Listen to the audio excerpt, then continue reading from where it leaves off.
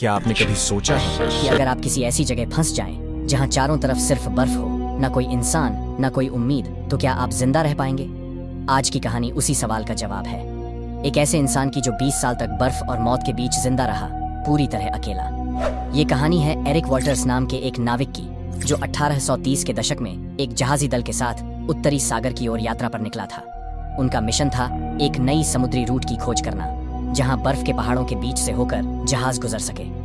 लेकिन किस्मत को कुछ और ही मंजूर था, क्योंकि एक रात वो सागर जो अब तक शांत था, अचानक अपनी पूरी ताकत से जाग उठा।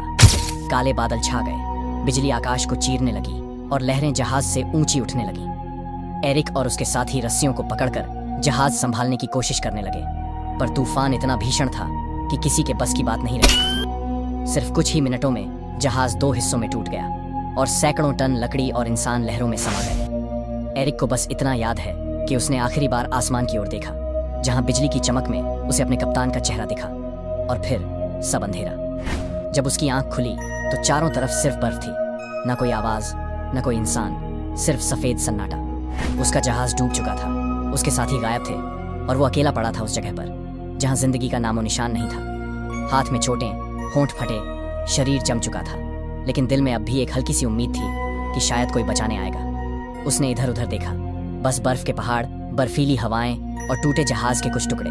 वो रेंगते हुए उन टुकड़ों तक पहुंचा जहां उसे एक टूटी लकड़ी, कुछ रस्सियां और एक पुरानी छाती मिली, जिसमें कुछ चाकू, धातु के टुकड़े और एक कंपास था।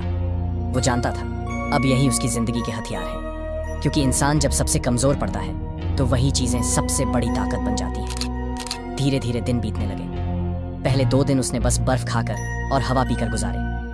तीसरे दिन जब उसे भूख ने तोड़ा तो उसने बर्फ पिघलाकर पानी बनाया और जहाज के टुकड़ों से एक छोटा सा आश्रय बनाया। वो बर्फ के बड़े बड़े ब्लॉक्स को इकट्ठा करता और उनके बीच लकड़ी के तख्ते फंसाकर दीवार जैसी आकृति बनाता। वो हर रात अंदर बैठता और खुद से बात करता, एरिक, अगर तू आज जिंदा रहा तो कल भी कोशिश करेगा।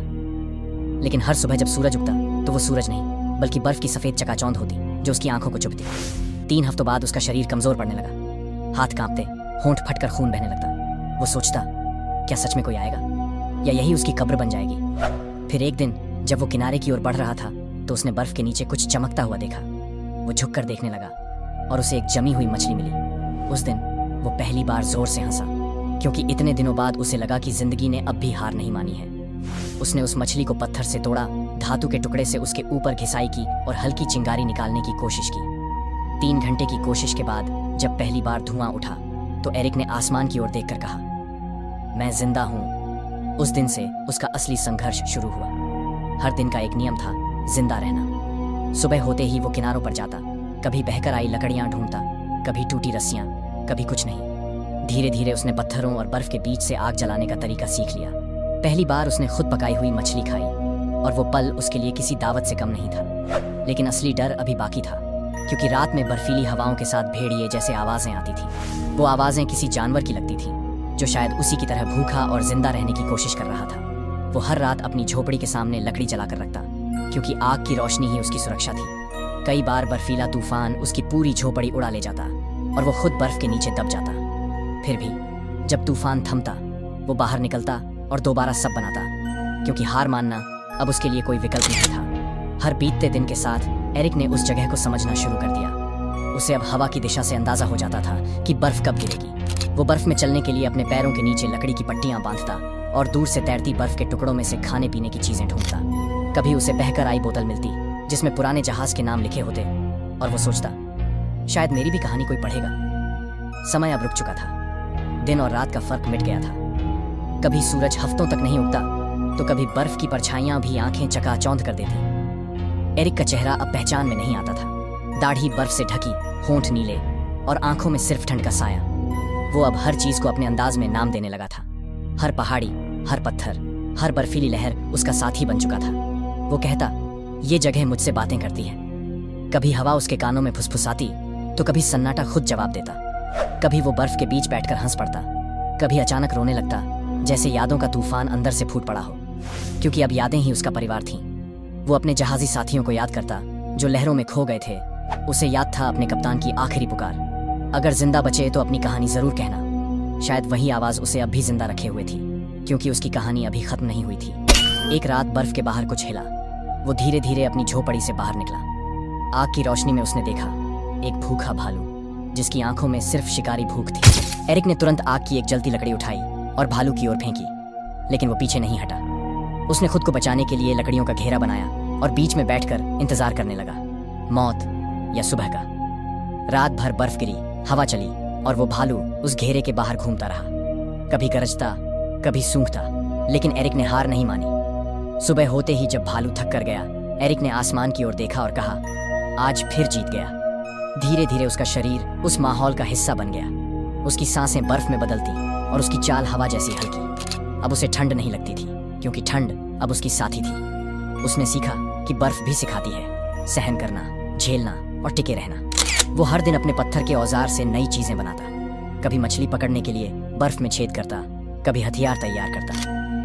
धीरे धीरे उसने खुद का एक छोटा सा बर्फीला गांव बना लिया था। 3 झोपड़ियां, लकड़ियों का घेरा और बीच में उसकी आग का मंदिर। वो हर रात उस आग के सामने बैठकर अपने जहाजी गीत गाता, वो गीत जो उसने अपने दल के साथ सीखे थे।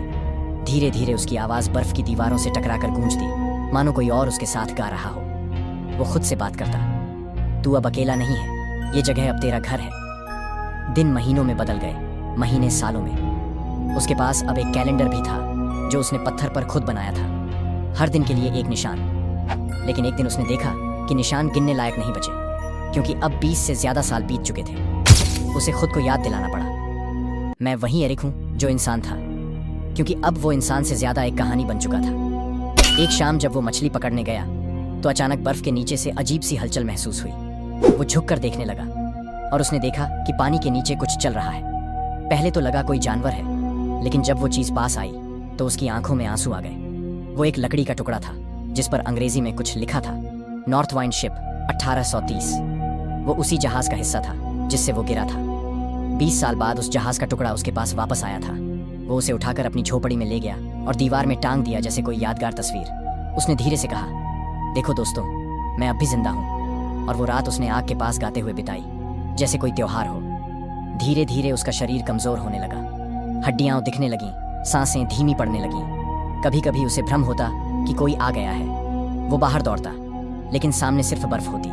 वो बर्फ में अपने साथियों की परछाइयां देखता, कभी उन्हें हंसते हुए, कभी उसे बुलाते हुए, पर वो खुद से कहता, नहीं, अभी नहीं, अभी मेरा वक्त नहीं आया। एक दिन उसने दूर आसमान में धुआं देखा।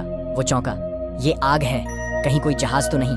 वो पूरी ताकत से दौड़ने लगा, बर्फ पर फिसलता, गिरता, फिर उठता। 3 दिन तक उसने उस धुएं का पीछा किया।